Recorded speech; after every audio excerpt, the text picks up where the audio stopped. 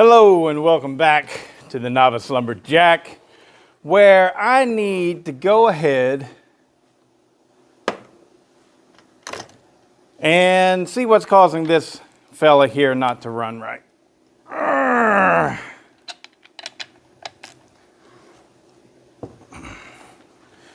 So last time I used this thing, it just completely stopped working.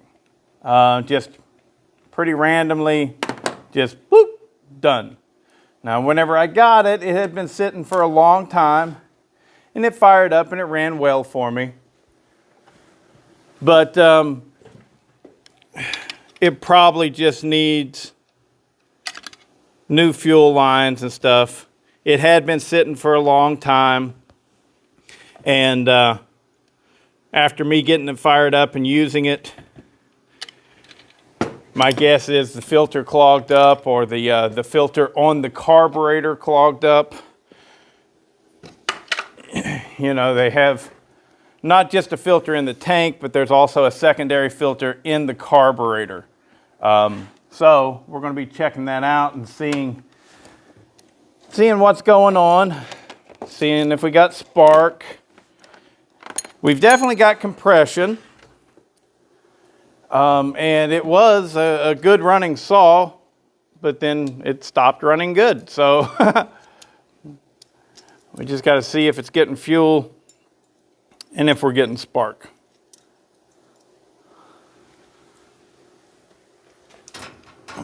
Hang that up out of the way. Now we can actually work on this thing. First thing, let's check to make sure it's got fuel, even though I know that it does. Yeah, we got a full tank of fuel there. So we'll have to drain that out.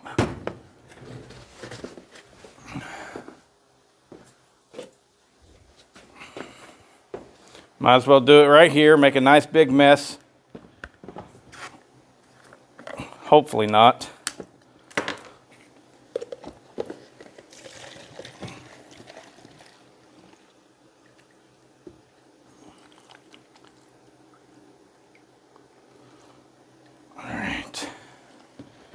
Set this off to the side. Whoo, that's dark looking.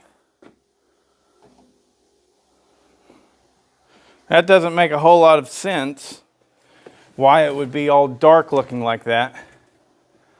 Because I use red armor. It should have came out completely red, but I actually, you know what, now that I remember I added the fuel to fuel that was already there. So that right there could be the problem.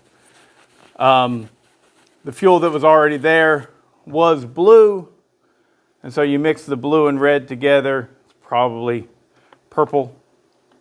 That's probably why that fuel looks like that. So let's see what we got here.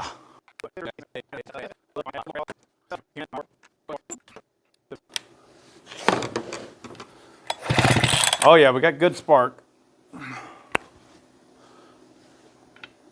So we will proceed forth with the fuel system. A lot of people are quick to say replace the spark plug. And I gotta say, I disagree with that. There's nothing wrong with changing out spark plug. They're cheap, it's easy to do. It's something easy to tell a beginner.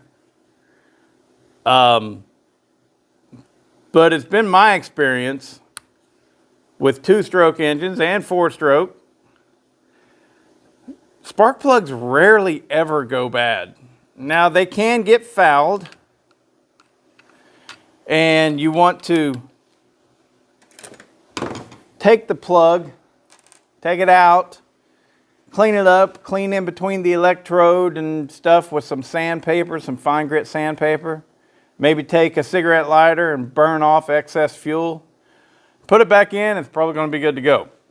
Surely there's somebody out there that's like, oh, you're a hack, Bodie. Whatever.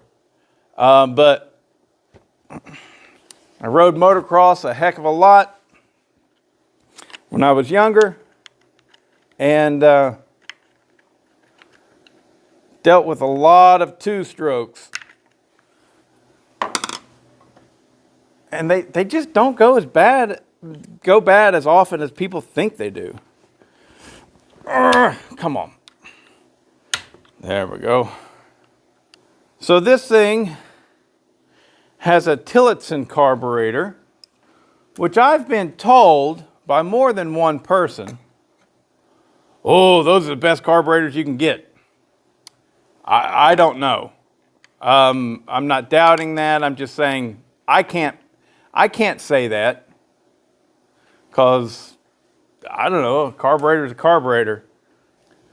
These were very good saws. There may be some people out there that think these are the very best saws. I don't know. I'm sure that there are. I know that I have recommended them to other people. Daniel, you're one of them here recently, for the best place to start when wanting to mess with a Husqvarna saw as, you know, pretty much just a hobby. Not that, I mean, they're professional grade saws for sure, but us guys that are in the hobby and enjoy this stuff, what are we looking for? We're looking for a chainsaw that, of course, operates well. We're looking for a chainsaw that is capable of producing good power. These things are, very much. And we're looking for a chainsaw that we can get at a reasonable price. Well, this thing I got a really good deal on. This is kind of a oddball whenever it comes to how good of a deal I got. There we go. I got this for 125 bucks. And it wasn't just the chainsaw either. I got climbing spikes with it. I got the harness that wraps around your belly so that you can, and the rope that you throw around the tree so that you can climb a tree, shimmy up it. Boy, that piston looks good. There ain't no wear. Don't know what it looks like on the exhaust side yet, because part of the reason why I want to get this thing to run so bad is this exhaust bolt on this side right here, I believe it's this one, is completely stuck in there. Oh, that could be part of the problem. All right. So what we got is we got a broken fuel line right there. I'm going to go ahead and try and shove that right down into the gas tank. We'll put a new fuel line on there. All right, let's check out this carburetor.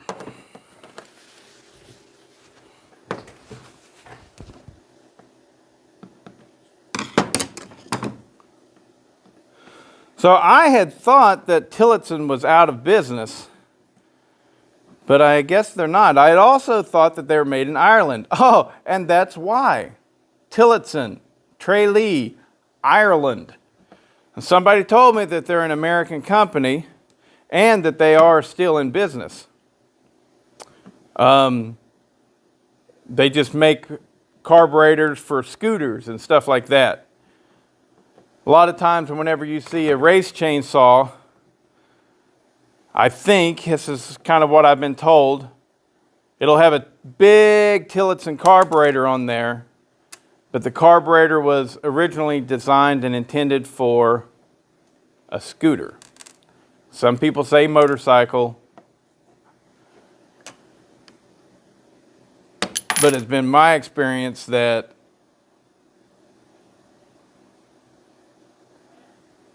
motorcycles are either going to get a Mikuni or a Keen. Ooh. So, right off the bat, we've got sediment. Let's check it out.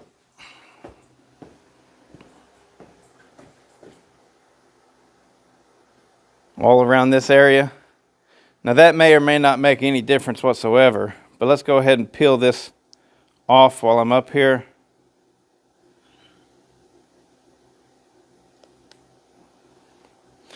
Right there, there's a little screen in there. And there is some sediment there. But honestly, not much.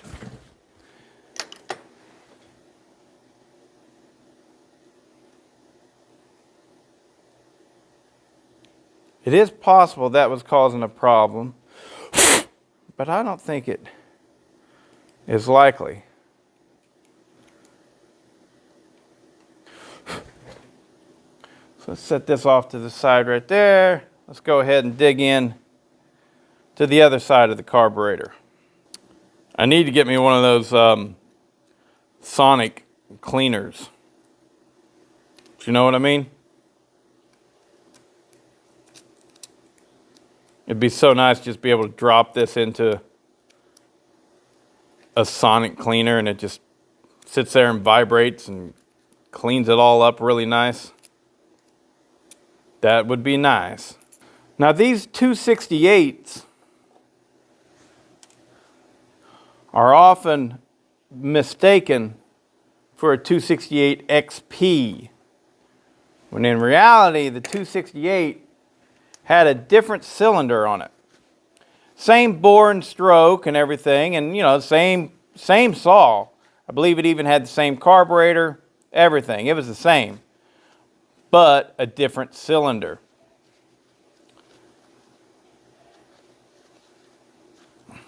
This cylinder here, I haven't opened it up, but it should be an open port design, or I would say more of a quasi open port, because it doesn't go all the way down to the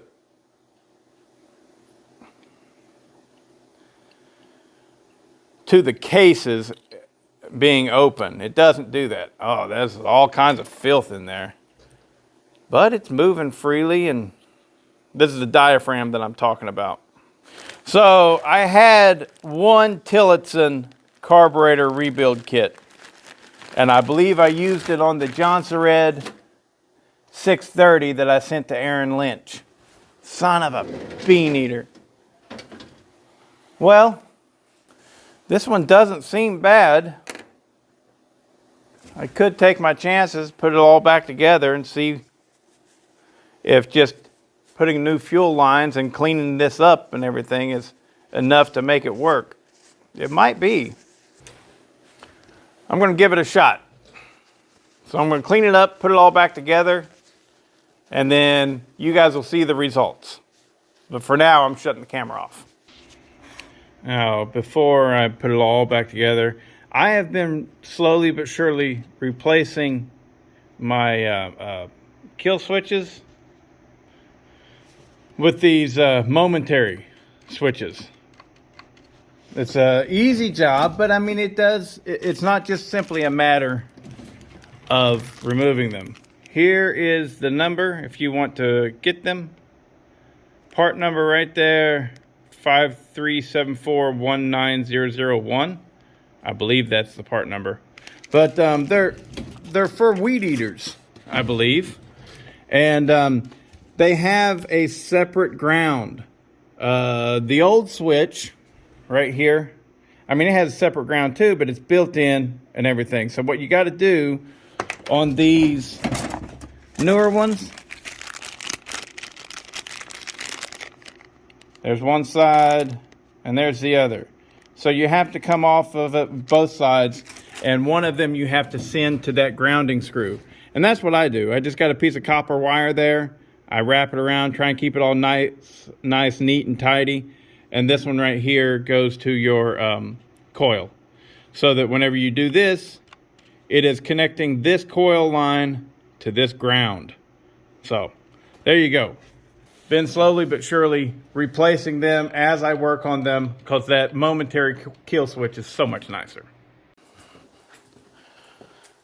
Okay, we're back together. Let's see if she pulls fuel.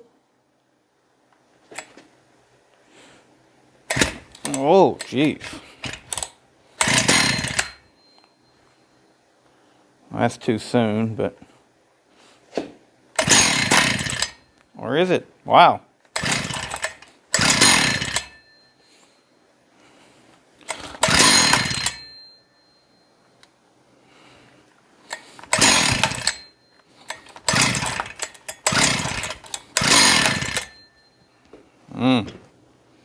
What's going on? What is going on? Do I have to give it more fuel? Probably.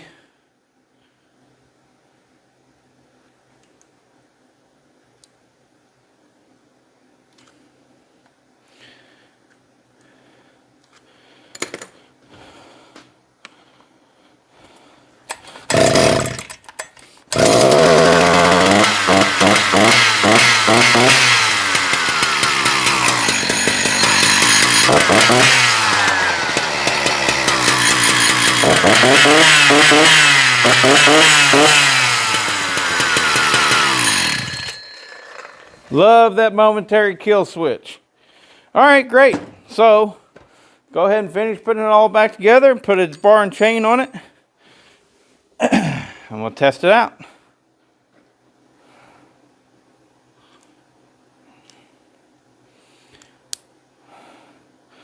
I don't like this filter setup. One of the many things I got to change.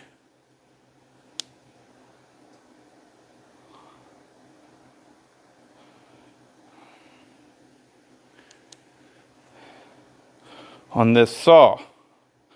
So I do plan on keeping this saw. It's a really nice condition. I don't know, maybe I won't. Ooh, I got it on upside down, don't I? Yes, I do. It's in really good condition for what it is. Old saw. But unclear yet as to what I'm going to do with it. Am I going to port the cylinder that's on it? You know, seeing how it's a it's the open port 268 cylinder. At least I think it is. Actually, if it is, it'll say Gilardani on it.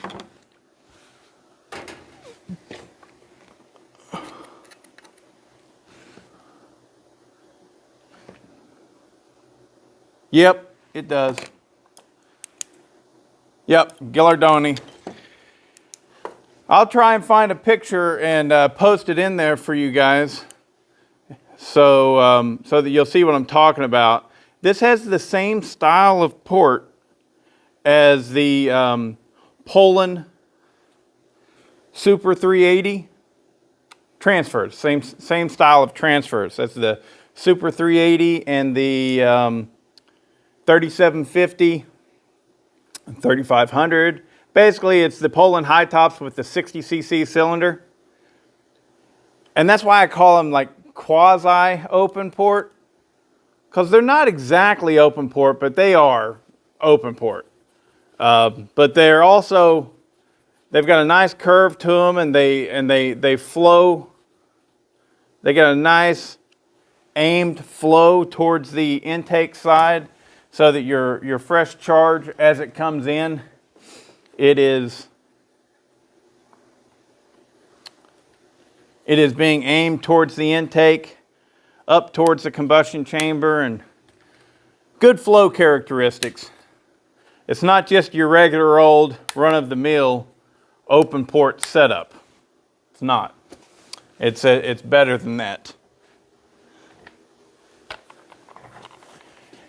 And it does run good. I have put this thing in the wood before. I just had a little bit of fuel issues. And we'll get it back in the wood again. But it definitely doesn't have as much power as the 268 XP would have. So do I want to go on and put a 268 XP cylinder on it? Do I want to put a 272 XP cylinder on it? Do I want to keep this cylinder and see how much power I can get out of it? I don't know. I don't know. Please feel free to put in the comments what you think I should do.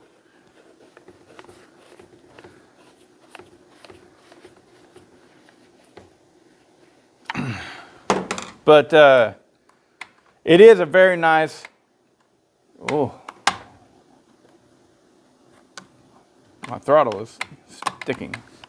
Got some junk in there. There we go. It worked itself loose. It is a very nice saw, and it'd be good to, if I'm going to do anything with this chassis, to do it with this example right here, because it's nice, it's clean. But I do have a 266 SE. I've got two of them, just sitting right over there. I could very easily pull the cylinder off of one of those and see if that works. One of my biggest things that I got to do, I mentioned it before, but I don't think I went any further. This cylinder bolt right here, holding the muffler on, it is stuck bad, and I can't get the muffler off. So what I'm wanting to do is I'm wanting to run this enough to get the cylinder nice and hot, and then reach in there and try and break loose that bolt. Hopefully I'll be able to do that this time around when running it. So without further ado, let's put a bar on it and see how she runs.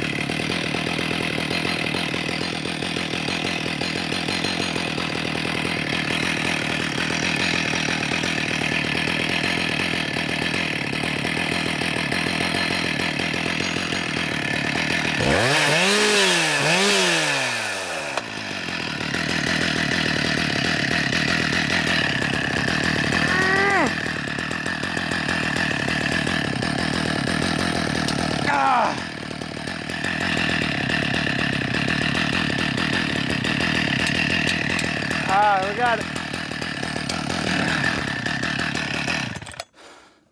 All right, we got that exhaust bolt to break loose. All right, we're golden. Yeah, there we go.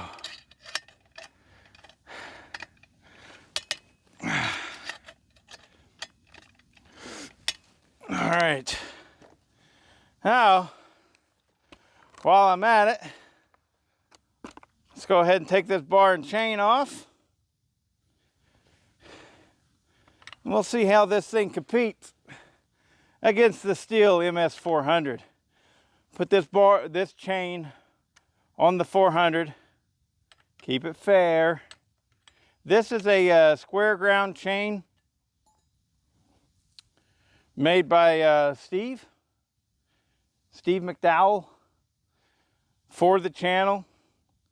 I thought that the rakers could come down just a touch, and I took 2 swipes off of them.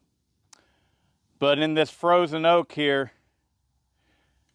kind of wish I hadn't done that. It's not too bad. It's not.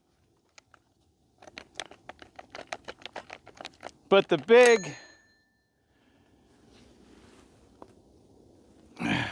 mission was accomplished, and that is I wanted to get the cylinder hot enough so that I could break that bolt loose so I could get the muffler off and do a muffler mod.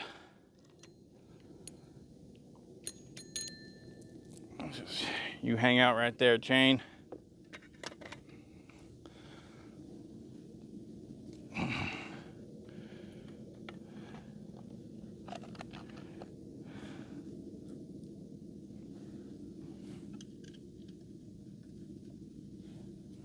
Oop.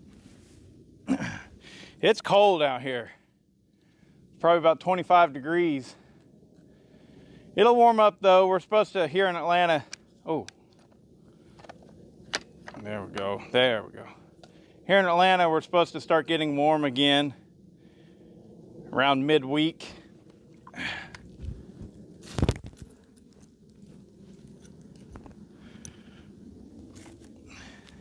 And then in the winter, I'm sorry. And then in this weekend, it's supposed to be like 60 degrees or something. Freaking crazy. Some bipolar weather. But you know.